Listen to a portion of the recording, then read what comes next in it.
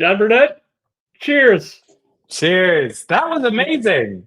That was amazing. We That might need a little more energy at the beginning of the show, maybe some, pumped up music, but yeah, that'd be a great outro.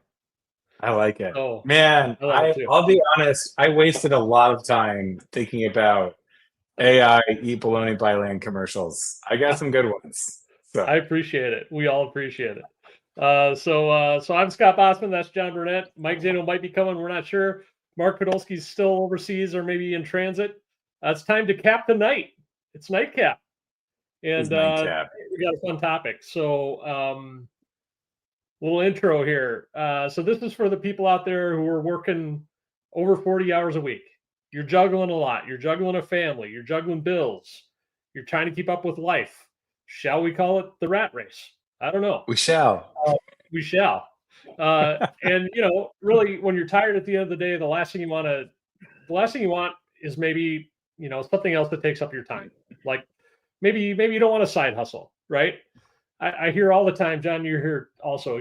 Scott and John, land investing sounds great, but I'm maxed out. And honestly, if it required nights and weekends forever, I probably wouldn't do it either. But the truth is, land investing is designed for busy people. All right.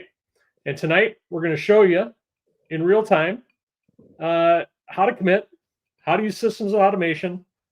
And we're going to try to convince you why this might be the only side hustle that actually gives you more time instead of stealing your time. How's that sound? That sounds and great. As always, be sure everybody who's watching to tune in every Tuesday night at 9 p.m. Eastern on Facebook, Instagram, YouTube. Bring your questions, and we'll tackle them in real time. So it'll be a fun topic tonight, John. I do have one very important question for you, though, before we get started. And that is, how was Burning Man? Oh, it was great. Yeah.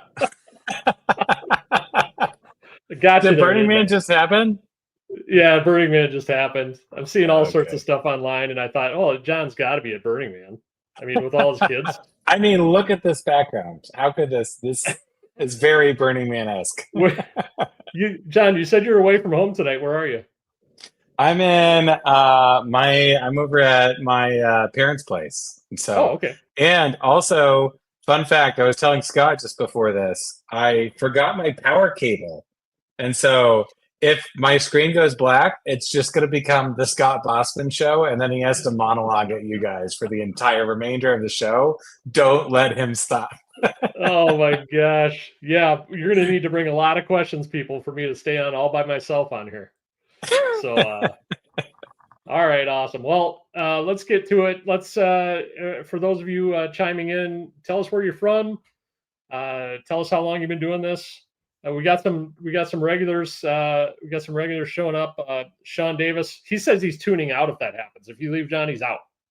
Whether or not I'm here. I'm the only reason that you're here. Be honest. Don Thrasher's here. Rick C is here. Daniel Bryan is here. Martin Control is here. I'm sure there are others here. I need to actually share this over to Instagram right now as we're speaking. But let's talk about this, John. So we got some talking points for tonight, right? Yeah. First, let's talk the time commitment.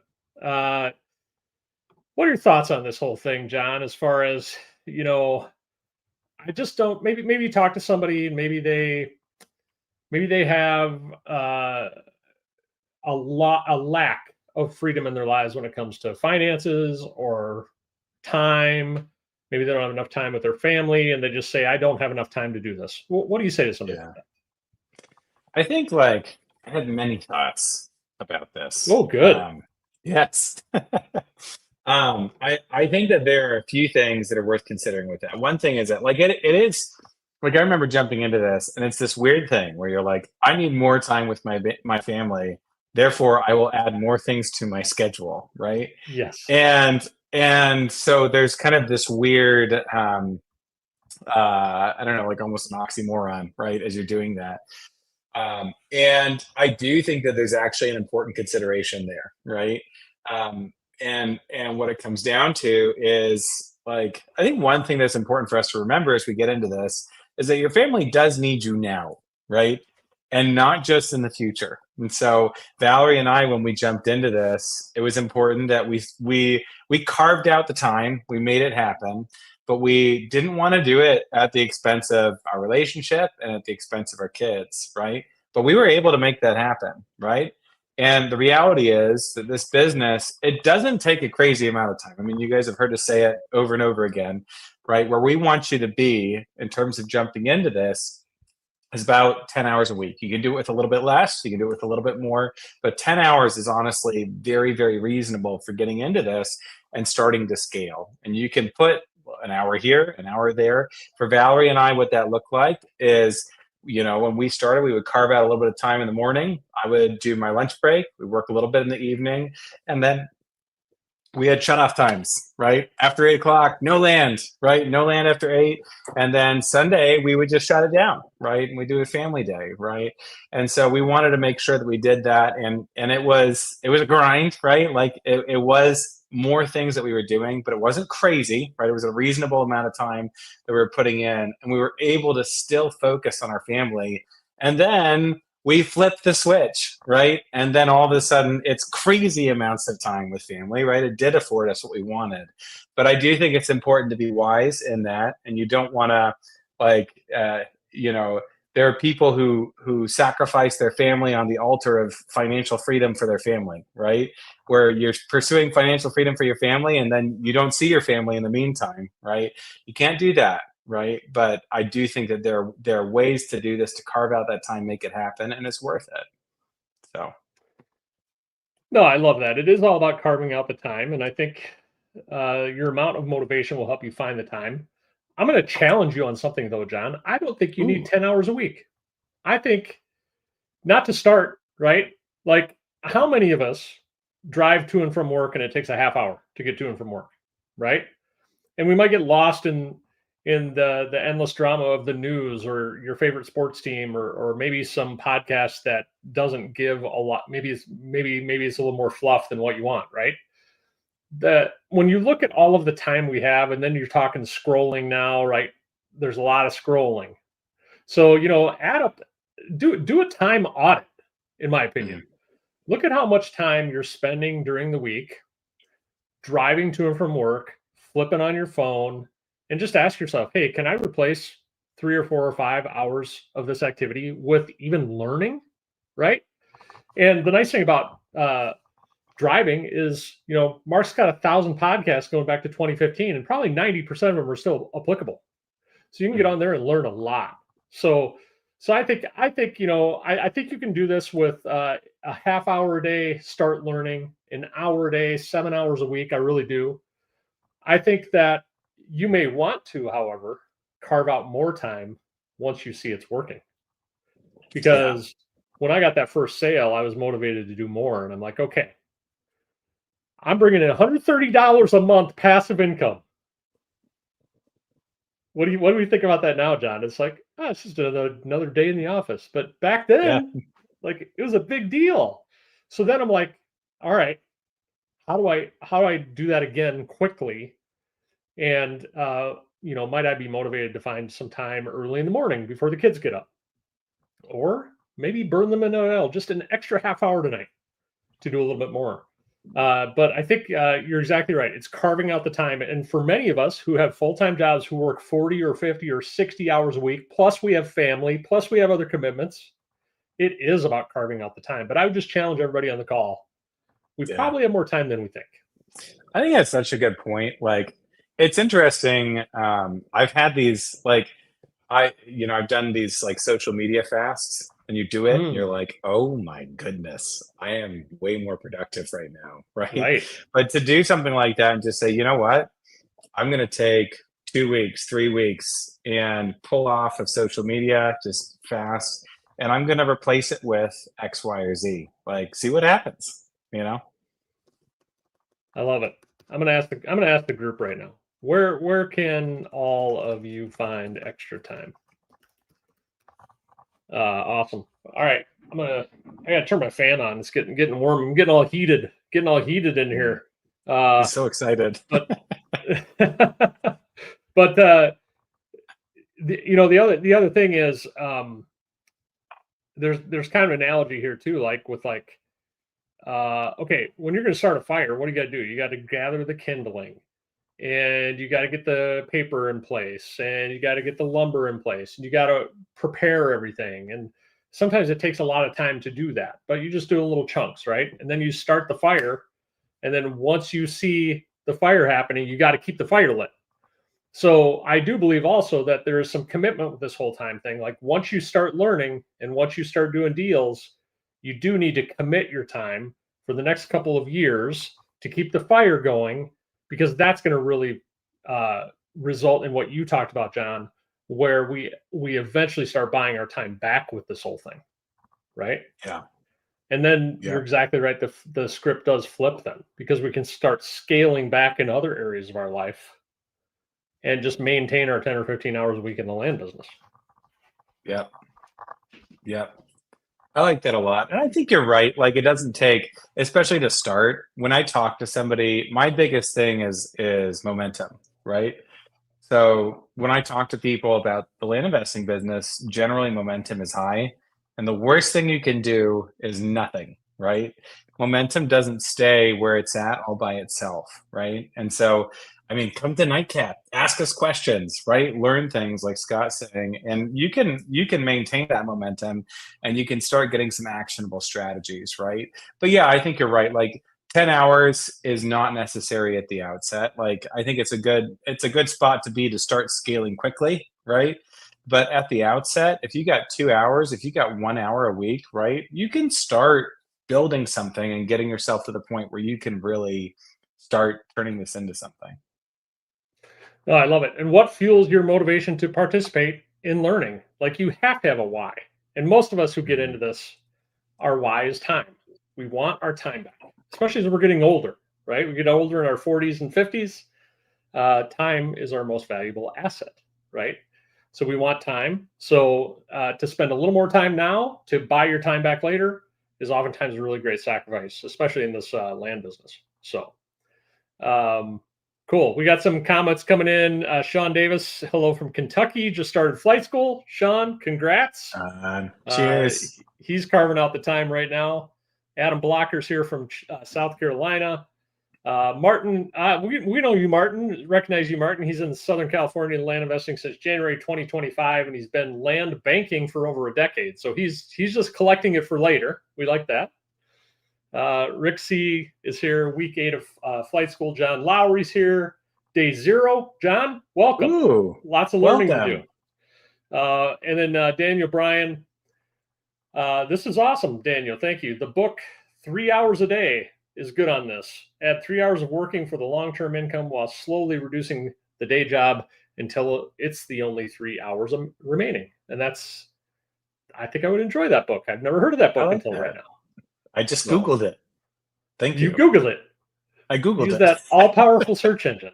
Yes. I'm surprised you didn't chat GPT it, John. Just give you the I know. Right, I'll be honest. I'm becoming less and less impressed with Google these days. But Noe Williams is the author of 3 hours a day. Okay, nice. Anyways, sorry. I digress, but I'm excited. It's okay. John, if you could throw that in our private chat, I'll put it on the screen. Yeah. Because I didn't hear exactly what you said there as far as the author. But look at this. The Land Geek, good morning from Bali. The Land Geek himself. The Land Geek himself. Mark and Lainey, how are you guys? We miss you so much. And we want you to come home. You've been gone so long. I know. But talk about living the dream, right? They've had a couple months off, getting out of the heat of Arizona, and into the heat of Bali. Is Bali hot? Into the heat of Bali. You know what? That's a good question. I would think it's hot because I'm googling the temperature right now. Still Google. Let's see. Another thing to Google. Mike Leone hopes to meet us in Austin. Well, we hope to meet you too, Mike. And let's see who else. Boy, we got a lot of comments tonight. I love this. Yeah, Scott Christensen. He's got to make up for the darkness retreat to break even. That's funny. So here we have some comments also about where do you find the time, or where do you find the motivation to find the time? we're going to talk about where to find more time later, like with virtual assistants and systems and that type of thing. But like Martin said, you need a spark, right? The spark is your why. Yeah. Sean Davis, there's no true extra time, in my opinion. It's whatever we make a priority. It's just another thought, right? It's another way of thinking about time. You're exactly right. Daniel Bryan, he's a night owl, easy to pour time in between 8 to 12 after the kids go to bed. Scott Todd used to talk about that all the time, burning the midnight oil. Some people are morning people. I got up at 5 in the morning, right? Because it was the only quiet time I could find. Awesome. Daniel, this one's awesome, John. You ready? Okay. Eat bologna sandwiches instead of cooking dinner. There you go. I mean, that's how you find your time. Right there. I don't know if that's where I want to find my time. There's no meal prep. There's no dishes. You carve out an hour for land. Oh man, I love this. A lot of comments coming in. I love this. All right, we'll get to some of the other comments later, but we should probably move on with the discussion here. So, let's see. What else, John? With well, let's talk about how once we get into the business, there's a lot of learning to do, right? And we do not want to create another job for you. That's the last thing we want to do. We do want to create a business for you that buys back your time. So, John, talk about that in your business when you started to feel like, hey, it's actually going the other way. Or maybe I'm spending the same amount of time on land, but I'm starting to scale back in other areas and I'm starting to get more time. What did that feel like and what did that look like for you? So we had like a flip the switch moment. So it was like big. It was and it was crazy. Like I still remember, I have to find the video sometime. Valerie and I sat down on the couch and we recorded a video of ourselves at that moment, just talking because we wanted to remember, right? We wanted to remember why we jumped into this and what the reasoning was behind that, and what life was like on that side, right? And so it was pretty stark for us when that happened. It was kind of like from working a full-time job to just not. Right? Mm-hmm. And so I do think so with that, there have been moments, the core one of the core benefits I think of this model itself is the fact that there's so much repeatability, right? So there's very consistent variables between each of our properties, between each of our processes. So there's so much that you can delegate and that you can automate, right? And so when you find yourself doing something over and over and over again, you can hand that off to either another person or a tool, right? And so what you can do is start pulling yourself out of your business. And so that you actually have something that isn't a time suck for you, right? And so that you're working on your business rather than in your business. So ultimately that's where we want to go. I meandered a bit. Did I end in the right spot? No, you didn't meander. You definitely, I just said, what does that look like? And you definitely, I think you gave us a good explanation of that, right?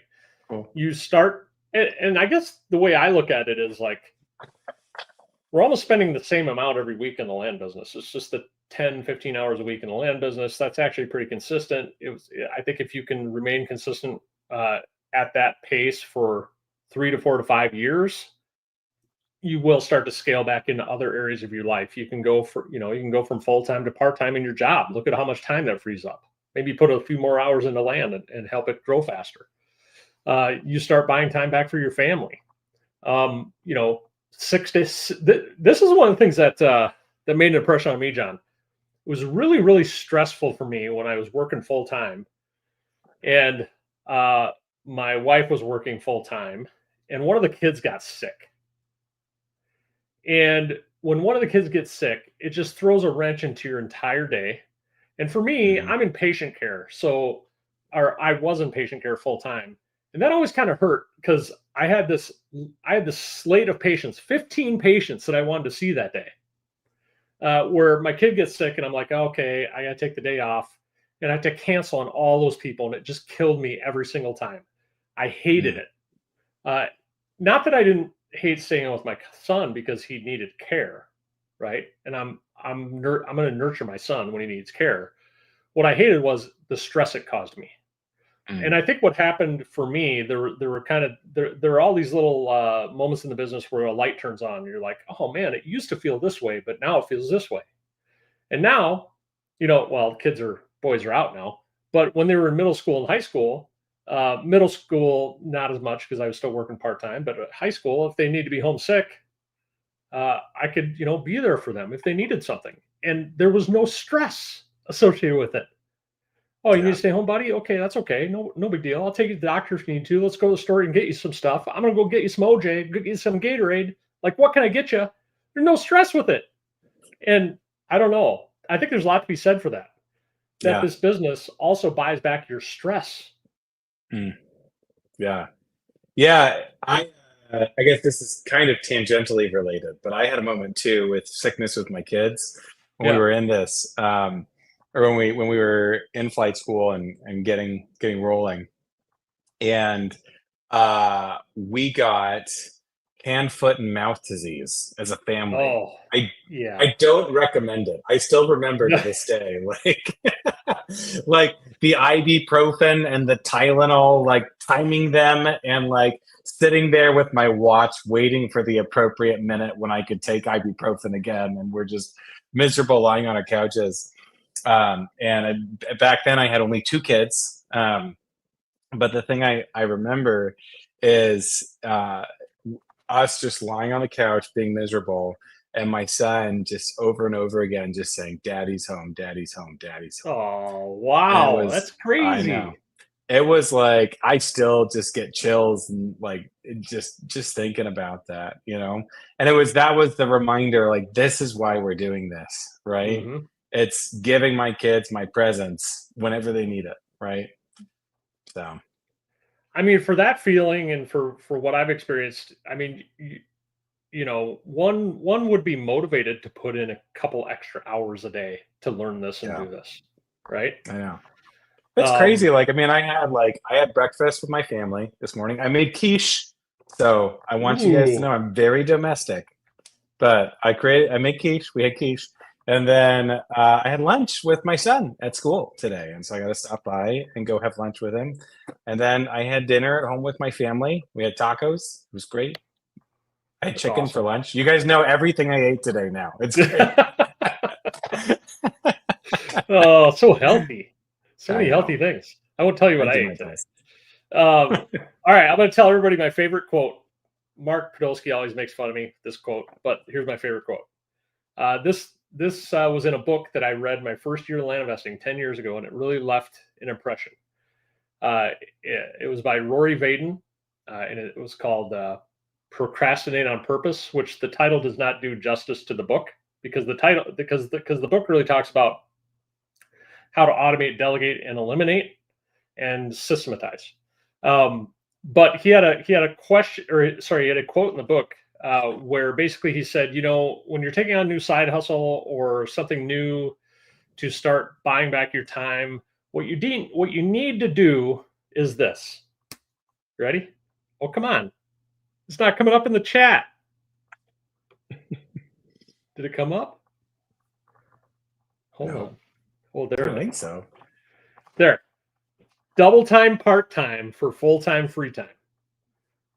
My brain. I know you got to think about that for a minute, don't you, John? We're putting a little more effort early, right? For the rewards down the road, where you do have the full time, free time. So I think if you think of it that way, when you're starting a new side hustle or you're starting land investing, you do have to work a little bit harder initially. You are going to have long days at work, and maybe the last thing you want to do is crack open the county research book at the end of the night. But hey, the county research leads to the mailing, which makes you money, which eventually leads to sales and freedom, right? So that's just my favorite quote. I thought people might resonate with that it's a little bit more work initially, and then as we go on, it gets a little bit better because of all the things you mentioned, John. I like it. Double time, part time for full time, free time. Yeah. We should turn that. Can we turn that into an AI song? I'm sure we can. We got to credit Rory Vaden, I guess. I guess so.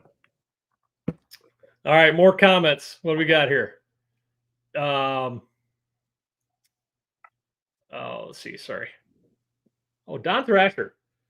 All right. So this is what we want to get rid of. Don said, I played golf today with my son and felt like I was behind when I got home. I felt that way. Yeah. For sure. Right. You know, I was thinking of Don Thrasher the other day. Sorry, You were. I'm going in full tangent mode. Don Thrasher is a respiratory therapist, and I actually had to take my son to the emergency room last week. So everything's fine. This is a happy story. But Okay, he was wheezy. We had smoke in the air, and he was getting kind of white, and took him to the emergency room. And I saw a respiratory therapist, and I thought Don Thrasher is a respiratory therapist. So Don, next time I'll call you. It'll be great. You won't charge me $2,000. I can just give you I'll give you like a quarter acre or something like that. It'll be great. Good thing you're a land investor, John Burnett. Awesome. Scott Elliott started flight school a few days ago. Sat in his first office hours tonight. Really good. Glad to hear that, Scott. Welcome. Shannon Morris from Nebraska. We all have the same 24. It's always a decision to how we spend them. It's all about the effort. Love it. A lot of great advice from all of the watches tonight. Mark's home on Friday. Can't wait to be back in his own bed. Love it. Mike Leone, when you're motivated in something, you find time. Don's laughing about something. He was laughing before you were talking about respiratory therapy. So okay. But Daniel Bryan feels your pain also on the hand, foot, and mouth disease for sure. It is painful. Buy back your stress is Dan Martell's next book idea. All right, I love that. And Mark likes the book, Procrastinate on Purpose. Awesome. Well, any questions from the peanut gal? No, that's derogatory. Sorry, I used that a couple of weeks ago and I got in trouble. Can't say peanut gallery. Mike Zano got all mad at me. So, Any questions from our viewers? Questions, topics? I think I just really like the point that you made about the time audit.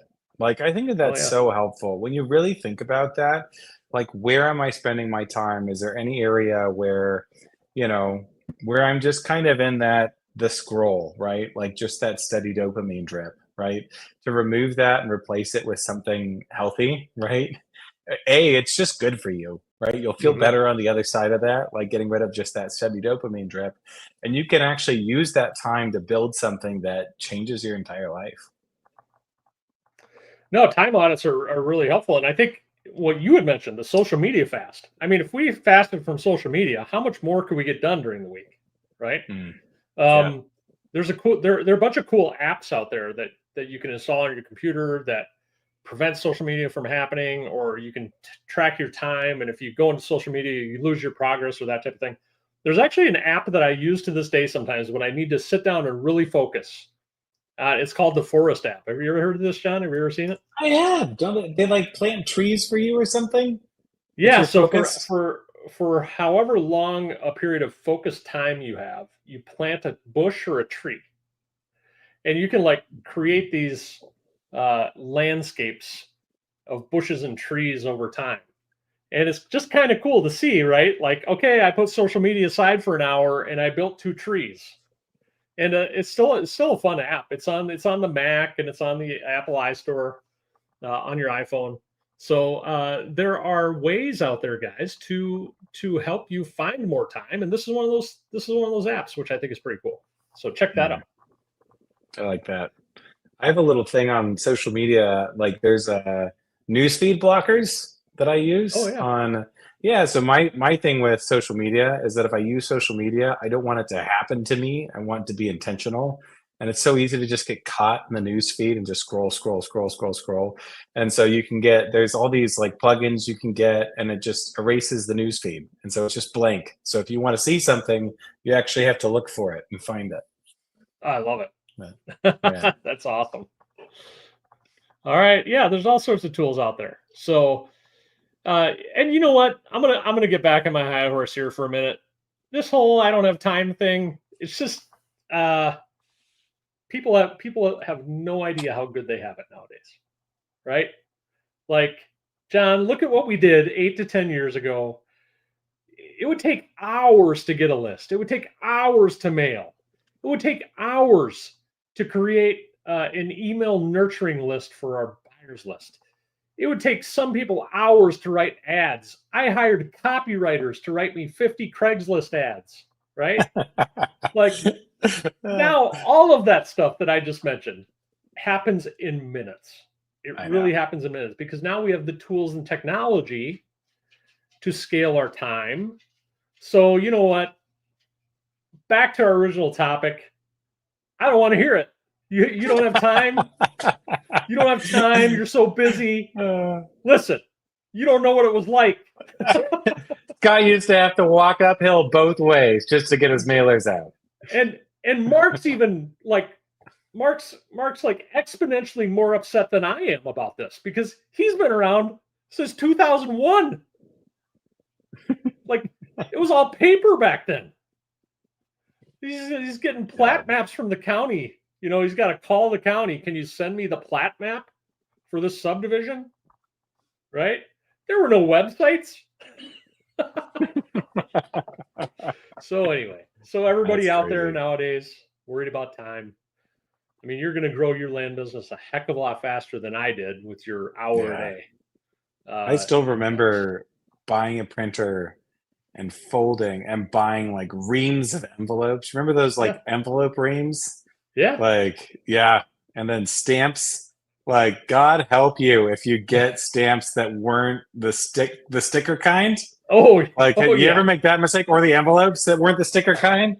It's like, you ever seen that Seinfeld episode where George Costanza's fiance dies from poisoning from the envelope glue? Like, that's what I think about. That was us. That was us. You're totally right. You're totally right. Oh my gosh. Yeah, it was a different time. Ken Green, you know, he reminds me of you know, I tell this story all the time. I'm sure people have heard it, but Scott Todd was my coach 10 years ago, and his first recommendation to me to scale my time was the letter folding machine. Scott, this thing is amazing. He like holds it up on my coaching call, right? Like, it'll fold, you know, 150 letters an hour for you. And you put it in the corner, you put your stack of papers in it, and you run it, and like you can hear it across the house because it's as loud as a lawnmower, and it goes clunk, clunk, clunk, clunk, clunk, clunk. It was just it's craziness. And then it'd get all jammed, and then I'd have to reprint stuff. Tough life back then. Yeah. Tough life. But anyway, I digress because of my anger. The young land whippersnappers. You folks today will be so much more efficient with your learning and your doing and your scaling than John Burnett and I could ever have hoped to have been. So yeah. Ooh, that was good grammar for two bourbons in. Hopes to have been. I like it. Let's see. Shannon Morris still trying to get the rhythm going. You know what, Shannon? It takes a while to get the rhythm going, right? What do you got to do? What do you got to do, John Burnett? What do you got to not do? What do you have to not do? I'm setting you up. It's a you have to not do nothing. Let's just get as many double negatives as we can. So I don't know. Like, I mean, anytime you start something new, like school started for our kids last week. And it's crazy, right? Like, I got 3 campuses that I'm taking my kids to, and then we got jujitsu and piano. It's like, I feel like I need like a PhD in logistics just to like make all of this work, right? And that first week is really hard as you are getting into the new rhythm. And then things settle into a groove over time. So the biggest thing is to keep on going, right? Don't stop. Just keep on going. How was that? Is that good? Pithy? That was perfect. You complete me, John Burnett. Do I get a card? This is like my first card. Mike Zale's gonna be jealous. John Burnett, you complete me. You had me at hello. Yeah, you're exactly right. I mean, we're gonna have days we wake up, we're like, what the heck am I doing this for? Right? Yeah. You just got to move your feet. You got to just keep going, keep doing, and the results will come. and just not quit, right? Yep. Your buddy Matt Forbes and my buddy Matt Forbes, just do not quit. Yeah. Never stop, never stopping. Ooh, I love it. Yeah. Man, Somebody else said that. I don't know who, but never it's stop, never very. stopping. That's another great Never quote. It is. I'm going to add that as a banner. I like this banner option. Never stop, never stopping. All right. More comments coming in. I love all the comments. Let's see here. Ooh, we got some technical land questions, which we'll get to here in a minute. Ooh. Billy Swinton, social media is my reward, but I can only use it for 50% of the time I read. I do it read, but I don't like it as much as I should. Yeah, I mean, I think we all read, my wife's like, too, you've been scrolling a lot. I'm like, I'm reading the news. Are you? She says, are you reading the news? Yeah. All right, we got some technical land questions we got to get to here. Zapier is really good for those who like to build systems and automate. I've essentially built my own LG Pass with Zapier automations. That's awesome, Daniel. Cool. Very good. What's the other one, John? That's like Zapier now. The Integramat? Oh, or no, Integramat, something else, I think. Oh, wait, and then there's the N8N. N8N is for like all of you crazy, like if you're a programmer, then you can use N8N. But if you're me, you use Zapier. So yeah, there's another one like Zapier, which I can't think of the word of right now, which is supposedly cheaper or free or that type of thing. So just if this then that was like one, but I feel like that was that's so 2015. That's I know. Yeah. I mean, yeah. All right. Well, we talked a lot about time. I think we've talked about strategy as far as, how to find the time. Time blocking is always great. Try to block the same time every week for learning or doing or that type of thing. That's what I really recommend for flight school people. Try to block out the same couple hours every Friday, right? Or every Saturday or whatever, and just make that your learning time and your doing time. Yeah, we talked systems a little bit. We talked tools that help buy our time back. We talked about how jealous I am, and Mark, how just furious he is about the fact that everybody has it so easy. Think of how rich you'd be, Mark, if you started this now. I mean, that's just craziness with your time and your money. In all honesty. All right, cool. So I think we talked about all that stuff, and I think that I would just call everybody to action here with, or I have a call to action for everybody. Ooh. I challenge you to set up a 30-day, what do you want to call it? I don't know. I don't know what it's going to be. I'm on the edge of my seat right now. Routine for yourselves, a 30-day routine for yourselves to find 30 minutes a day for the next 30 days to learn about land investing. And maybe find 30 minutes a day, every day for the next 30 days to do something else that's good for your brain and soul, right? But without a doubt, I know people have 30 minutes a day. And, you could listen to Nite Cap on loop. Learn a lot from this guy, John Burnett. Oh, yeah, I know. I know. All right. We didn't even talk VAs. VAs, man, how much time have they bought? How much time have they given me back? Yeah. Right? Scott Christensen likes the Focus Keeper app. It's the Pomodoro technique to keep me focused on my work. I like that. Pomodoro. I just like the word Pomodoro. I don't know what it means, but yeah, it's just it's the timer. Set a timer. Oh, like set an egg timer and do your focus work. Oh, yep. Right? I think. Yeah. Focus Keeper. Is it the ones where you the ones that I have for my kids? We've got so many of these. The time timer. Yeah. Yeah, we have many of those. It's just like the Forest app, right? Or it's just probably like the Focus Keeper app. Steve Johnson, tomato? Is that an app? Or is that, do we add that to our Or just a comment? I like it. Let's go with the non sequitur comments. Keep them coming. And Mark, I hope you're still watching, by the way, because we have a great new outro for Nite Cap. So We got to work on the intro, but the outro, I think we got the outro down. Oh, Pomodoro means tomato. Okay. Okay. Got it. I mean, I was just excited. Anytime anybody wants to just randomly comment tomato, you are welcome. Ken Green did it too. I mean, Ken, you are a smart one. You are on top of your game all of the time on Nite Cap. All right, let's hit some of these technical questions. Where did they go? Okay, here we go. John. Sean Davis. New to flight school. They've been digging into county research and really trying to pick that one county where we say, this is it. What insights, John Burnett, do you have? Yeah, so this topic? I would say that, so you want to, I mean, we talk about it a lot, right? Like you want something that is not a place where nobody else has ever been, right? Mhm. And so if you don't see any other land investors there, like don't start there, right?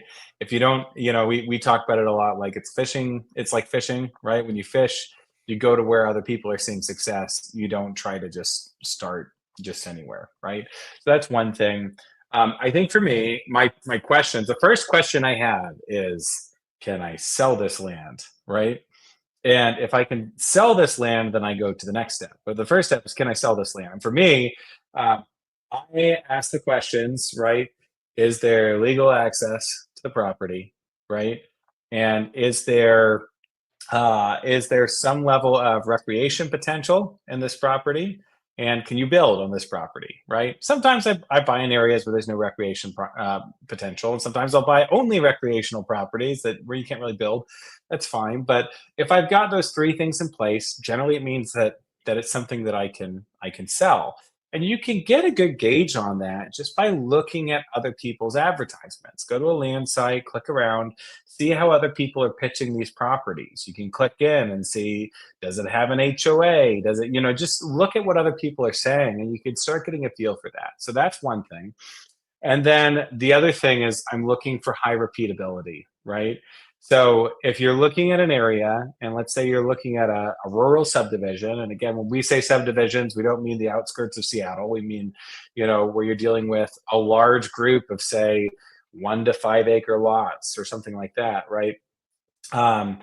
When I look at an area, I want to make sure that there are enough parcels for me to actually build a business in that area, right? If there's 50 parcels in that area, well, one mailer and it's gone. I may or may not get a deal out of that, right? So you want to make sure that there's enough for you to churn in.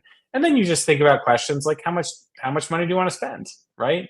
Do you have $500 to spend on land? Well, then, I guess, let's put it this way. Do you have $5,000 to spend on land? Well, don't focus on a county where you're buying properties for $5,000, because then it's all gone, right?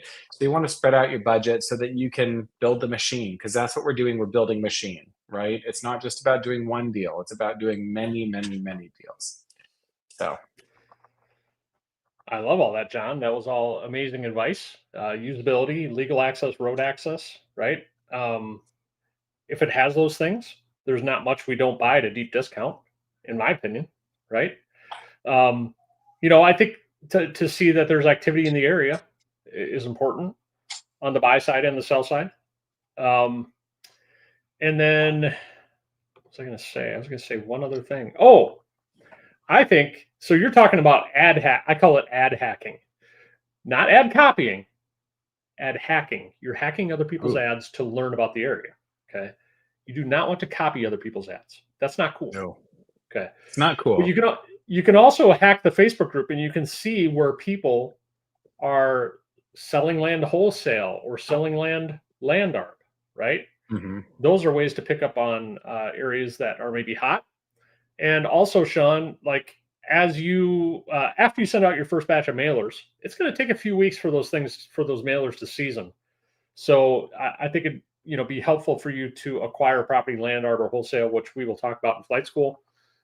And a great place for doing that is our Facebook group or our Mighty Networks group. Awesome. Shannon Morris, when you are initially starting out, have several offers on the table. and have several offers on the table, where do you start delegating job responsibilities? Mhm. That's a great question. I think most of us delegate one thing first, and that's probably due diligence reports. Don't you think, John? Yeah, I think Is so. that probably one of the first things you delegate? Like, I mean, we Yeah. used to delegate scrubbing a list and compiling a list and building a list. Now you can do that pretty quick. So Mhm. I'm thinking the next thing that takes a lot of my time that I'm probably going to want to get rid of first is like creating a due diligence report or a property report. What do you think? I agree. I think that because what you'll find is that when you do due diligence, there's a lot of D's. Do. When you do due diligence on your properties over and over and over again, right? Again, like we're focusing on properties where there's a high level of repeatability. And so, if I'm focusing on an area where there are thousands of properties in this area that I'm looking to buy, I mean, a lot of times when it comes to due diligence, we're looking for the same dang things over and over and over again, right? And there's a lot that's just kind of copy paste, right, between these properties. And so a lot of that is, again, highly repeatable, and you can really get that off of your plate and put it onto a virtual assistant and do that in a cost effective manner. Yeah. So, And Shannon, maybe you're beyond that. Maybe you've already done that. Maybe you've already outsourced that. mhm. As far as what's next, I think it just depends on the person, right? I think for some people, marketing is the biggest pain in the butt ever. So you may want Mhm. someone to help you market, or Yeah. creating or listing properties on land websites, right? Uh, or um, or having the sales conversations, right? Cultivating the leads, having meaningful sales conversations, closing people on the phone or via text or email. Mhm. Sometimes those are the things that are most painful. Sometimes I do mailing is think most though, painful. I do think so. One thing too, and Shannon, this may not be you, right? But I Mhm. think sometimes people can feel overwhelmed and have an initial gut reaction to, I need to delegate right now before I actually dig into this process. Because for me, at least, anytime I jumped into a new process, you get this pit in your gut, you're nervous, you're having to pick up the phone, you're talking to people, and you really do need to learn those processes first. So, it's important that if you got several offers on the table, you're talking, you're picking up the phone, you're talking to these sellers, and you're starting to work those processes. And then a lot of it just comes down to, like Scott was saying, like, what is it that I guess, who are you, right? And what is it that you do and don't enjoy, right? If there's something you don't enjoy and it's repeatable, delegate that, right? Prioritize that first. You said one of my favorite words: I did. Is it processes. Pomodoro?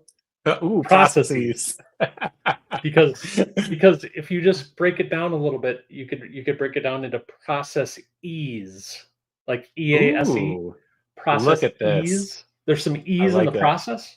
Let's put that on a t-shirt. Process, Process and then like ease. ease. Yeah, I we're like like the that. T-shirt guys. We I have a think we lot of are. T-shirt ideas. Somebody, Mark Podolsky, somebody make a list. Yeah. Mark Podolsky, if you're watching, we have another T-shirt idea. You always say, Mark, there's a pig for every barn. We all just we twinge just a little. I don't know what it is.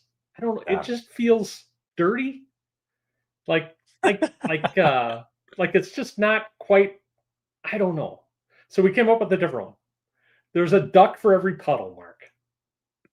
Doesn't I that like just it. sound more like accepting? It does. No, And it also needs to be a t-shirt. There's a duck for every puddle. Nite Cap, there's a duck for 8 every p.m. puddle. Central. Yeah. We need to get like a t-shirt printer. Like, do they make those? Like Oh yeah, they you make them. feed in a t-shirt instead of a piece Oh of yeah, paper? Yeah? yeah, We they should, make them. Mark, you need one of those, and then we're just gonna go to town. It's gonna be Send it great. to John's house. John will Send it to create all my the t-shirts. house, and my children will wear them. They'll be walking nightcap advertisements. We'll make some onesies. Uh, Steve Johnson. I've been in contact with a seller that has property in multiple states that she wants to sell, but I'm so new that I'm not sure I can capitalize on it. All right. Ooh, I mean, it just screams opportunity, doesn't it? yeah. And you're Send probably it to feeling some me, over. Steve. Give it to me, Steve. Steve, Scott at thelandgeek.com. You don't need to email John at thelandgeek.com. No, I'm just kidding. No, both of us. No, but here's the really cool thing, right? Like a lot of people come into these situations, John, where I just talked to a couple like a month ago. They're in week 5 of flight school and they're on the verge of buying 20 properties. And they came on the coaching call and they were overwhelmed. They're like, Scott, what do we do? Like, we don't like this is crazy. It's overwhelming. We don't know how to buy all these. We don't have all the money to buy these. Well, let's sit down and talk about it. Let's create a plan for you. But the really cool thing is you can tap into a community of people who can help you get these deals done in a number of ways. We could go, this is probably an entire podcast, in all honesty. Yeah. But you could line up a wholesale buyer, right? Like, let's say John Burnett wants some land, maybe he works in that area. Call John. Hey, John, I'm coming in some land in this area. Would you be interested in buying these wholesale, right? Line up a wholesale buyer. Find the funds to do the deal, right? Either from friends and family or somebody in the community. Set up a debt agreement where you can pay them back over time. Do the takedown deal. So the takedown deal is like buy 1 or 2 a month for the next 12 months and just create an agreement with that seller, right? What else, John? Am I missing anything? I mean, I think that's great. Like the takedown deal is a good one, right? Where you can negotiate. And the other thing is just make a spreadsheet, right?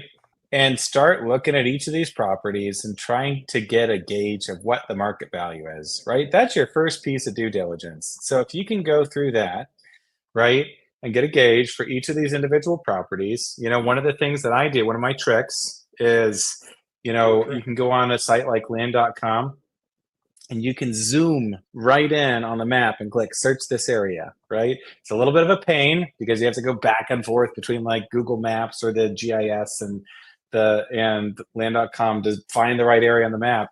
But zoom right in on that property, click search this area, keep on zooming out until you find some comps, right? That'll give you a rough gauge of the market value for properties in each of these individual areas.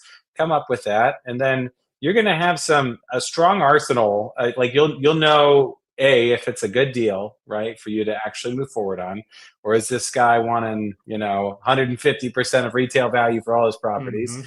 And then I think the takedown deal is great, right? If you can work something out with somebody where it's like, hey, we're going to structure it like this, I'm going to pay you X amount per month or in these tranches, and then I'm going to buy these properties from you, and you can structure it out. I think that's great. And then all the ideas that Scott has, you can find people to buy it from you wholesale. You can find, there's lots of opportunities for creativity, right? You can even find another investor who just wants to help you analyze the deal, and then he'll buy some of the properties and you'll buy some of the properties, right? So there's lots of opportunities. The community is very generous. Lean on the community, right? We are great. We're a great community. Are great. Pat on the back. Yeah. That's awesome. All amazing advice. You're great. All of you, community. All of you, Hive Mind, Land Geek Hive Mind. I can say that now because Zano's not here. He gets mad at me when I say that. The other thing that might be overwhelming with that, Steve, is if she's got land in multiple states, that can be a little overwhelming as well. So I would take the approach that John said: create a spreadsheet, get all the property information on there, and then just start asking questions in the Facebook group. Hey, who works this county? Who works this county? Who works this county? Right? And throw a question up in the Facebook group. A lot of people give some really great advice in there. Awesome. All right, we'll do. Let's do one other technical question for Don Thrasher. Don's conversion rate is low, less than 3 to 5%. All right. Well, so first off, I'm gonna say John. I'm gonna say Don. Conversion to me is a buy. Okay. So what's your true conversion rate as far as purchase rate? What I think most of us look for is maybe like 0.5 to 1%. So for every 200 mailers I send out, I'm hoping to buy one property, but it's less in some areas, maybe more in others. But I think on it, so there's your conversion rate and there's your response rate. But if your response rate is less than 3 to 5%, he's wondering, when should I look at remail and how much increase should I look at? So I think there's the mailing questions are kind of like well, Don, you're in the medical field, right? We got to diagnose why somebody's having shoulder pain. Okay. So we got Or to breathing diagnose problems. why. He's a Yeah. respiratory therapist. So Yeah. we Right. need to Exactly. speak in his language so he Sorry. understands. Sorry. I'm speaking my language. I'm so selfish. So Don, this is a good analogy. You're exactly right, John. We gotta diagnose why is somebody short of breath. There's all sorts of reasons people can be short of breath. They could be retaining CO2. They could be low on their pulse ox, their SATs, right? Look at me throwing out the medical jargon. I don't even There's know what all he's sorts of saying. reasons they're short of breath. So you got to ask questions. So my questions to you would be, Don, how long ago did you mail? Right? How many of you mailed? And if you just started mailing 2 weeks ago, I'm going to tell you it's too early. If you started mailing 2 months ago, then we'll probably point to okay, if you've sent out a bunch of mailers and you haven't gotten any responses, you haven't been able to purchase any land, your offer is probably too low. And then John, any other advice on that? And then he's also looking at like when he remails, how much of an increase should he look at? Yeah, I think that I think that I concur with your response. I think you gave a very good response. I think that when you send out your mailers, you could also try a few different price points, right? So instead of just doing a uniform raise, try a few different price points, A, B, C, and then you can see which one is resonating with your sellers. And so I guess that would be the only other tidbit I would offer. No, that's great. And I think remailing, I would say if it's just crickets for 3 months, then I would maybe remail if you're convinced it's a good area. I would maybe remail and up my pricing. I'd probably redo a pricing matrix. And if you mailed it 25 cents on the dollar last time, Don, maybe up it to 30 cents on the dollar, maybe up it to 35 cents on the dollar. I think if you tier your offers, like John said, right, that's helpful as well. So, but I would also say, Don, if it's really keeping you up at night and you're not getting the responses you want, it would be helpful to diagnose your shortness of breath on a coaching call. I see what you did. Come on the coaching call. I'll get on my stethoscope, and we'll spend a half hour. You got Dr. Scott, the land doctor. The land doctor. Oh man. All right. We're gonna end on this. Oh wait. Okay. Well, we'll end on this comment. Was reminded of why we do what we do last week. This is from Daniel Bryan. Spoke with an elderly woman, asked why she was interested in selling, said she has dementia and needed to liquidate. Didn't know how much time was left. Oh my gosh. It's a heart tearjerker. But we do hear this a lot, right, John? Mm-hmm. We hear stories a lot that are sometimes, in all honesty, hard to hear. Yeah. Whether it's maybe somebody who's older toward the end of their years, or somebody who had a dream about this property that never came to fruition. We hear some tough stories sometimes, and I think we do help people.